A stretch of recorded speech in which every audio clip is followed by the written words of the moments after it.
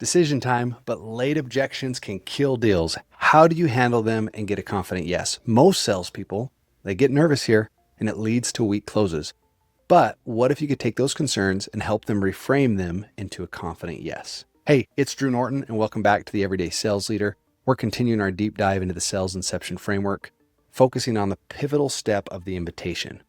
This is the culmination of all your efforts. This is where you formally have presented your tailored solution and invited your customer to start to work with you and achieve their desired future and strategic vision for themselves. However, it's also where you should anticipate more direct and significant decision level objections or hesitations to come to the surface. Often this requires careful and skillful handling to ensure a good outcome for both you and them and create a strong foundation for lasting, mutually rewarding strategic alliance. The invitation is more than just closing the deal. It's really about solidifying the value you've co-created with the customer, addressing any lingering uncertainties that might hinder their commitment, empowering them to make a confident and strategic sound decision, and then setting the stage for a long-term, mutually beneficial partnership. So here's how to apply the refined approach of empathy, strategic questions, empowered collaboration to skillfully navigate these final decision level hesitations and guide them towards a confident and aligned choice. So we're going to start with number one, empathy and strategic validation. Begin by fully acknowledging and validating their concerns. You want to demonstrate that you genuinely understand the weight of their strategic decision, and it's perfectly natural to feel some level of uncertainty when facing really a significant commitment or change in what they're doing. How that might look, if your customer says, hey, you know what, I'm still a little bit hesitant at the moment. I'm just a little worried about the price here. It's quite a bit of money. And that might be a valid concern. So I'm going to first acknowledge that. I'm going to express some empathy. Hey, I totally get that. I totally get that you're making a decision that's important and impactful to you. Tell me more what you mean by that. The reason I want them to explain a little bit more about whatever their objection is, often the first thing they tell us, it might be what they're talking about. And if we wait to hear a little bit from them, we might find out that there's more to it, or that what our first assumption is might be incorrect. So I'm going to ask them to tell me more about that. Or, oh, the cost is too high. Oh, tell me about that. Or just repeat it back to them and then just be silent. Let them tell you more what they mean. Now, if they continue to talk about, let's say it's the price they bring up, and they continue to talk about the price, this is where I want to, number two, isolate the objection, really do a deep dive and understand if this makes sense. So we're going to strategically isolate and prioritize, their remaining hesitation and uncertainty. And so the way that we're going to do that is we're going to take that thing they've told us. And for example, I might say something like, price aside, would you move forward with this? Or if I handed you the money that could actually pay for this, would you do this? Okay, why would you do this then? And I love asking that question, why? I want them to tell me why they think this is a good fit. Now, if they tell me they wouldn't move forward, that likely means there's something else they see that's wrong. They don't understand it, or they have some other objections. And now that I've recognized it's not really a price concern, it's something else. Now, if they do tell me, yes, I would go forward with this. Okay, now we've just got to decide, is this a fear about spending the money?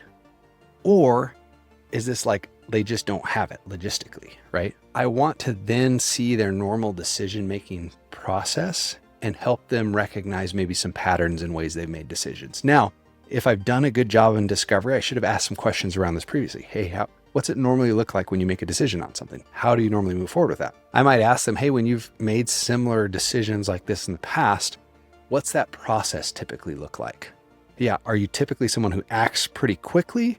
Or do you like to draw things out and take a lot of time to figure this out? That's where there's some real opportunity to maybe connect the dots and show them the way they've made decisions in the past hasn't been helpful for them. If they really believe this is a good fit for them, it's not just about them deciding to do this. It's also about helping them recognize that the way they are making decisions might be what's putting them into the circumstances that they're in. How do I do that? Oh yeah, normally I take a lot of time to make decisions. Okay.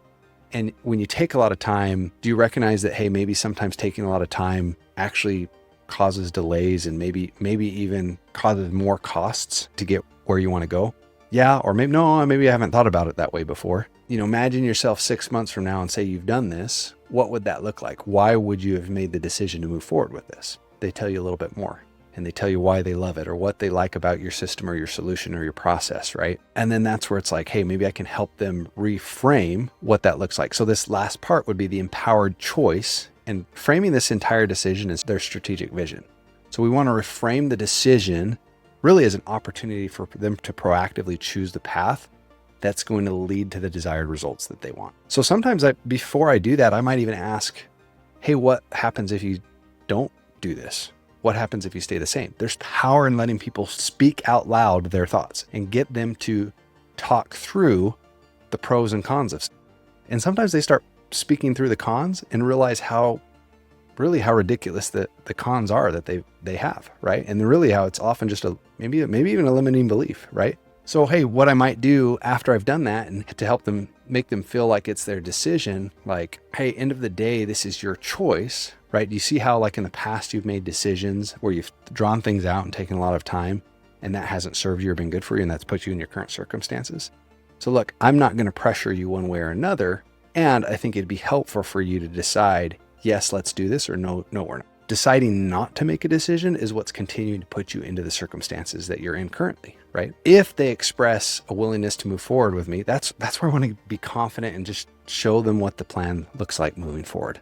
So if they express some willingness to like partner or to purchase or to buy, then I want to just say, hey, so what the next steps look like are step 1, step 2, step 3.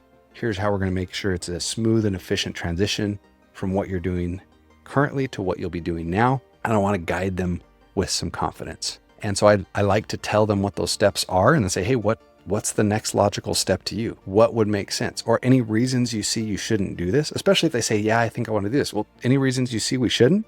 I want to invite those objections. I want to give them a chance to bring any lingering doubts to the surface so we can handle those together. I've also found what that does is help reduces cancellations or helps reduce people getting cold feet if we can go through any negative things they might be experiencing or thinking. Now, there's some key differences between what we've spoken about previously in the sales inception framework with the reality check versus the invitation. So to clarify the distinction between these two crucial phases, the reality check is really focusing about qualifying them, addressing any last hesitations, and confirming they're ready to move forward with something before I go through all the details of what I have to do. If I do a good job in the reality check, I should actually get rid of a lot of these objections before I actually make an invitation for them to work with me.